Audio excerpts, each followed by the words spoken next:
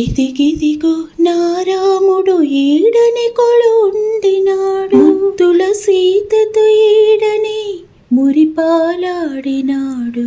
ఇది సీతమ్మ తల్లి ఆరేసుకున్న నారి చీర, ఇది రాముడు కట్టుకొనగ పులకించిన పంచే. ఏడేడు లోకాలను ఏలిడి పాదాలివే, మాయల బంగారు లేడి మాయని కురుతులివే. పచ్చగా ఐదో తనమే 10 కాలాలుండగా, సీతమ్మ వాడిన పసుపు కుంకుమరాళ్ళివే.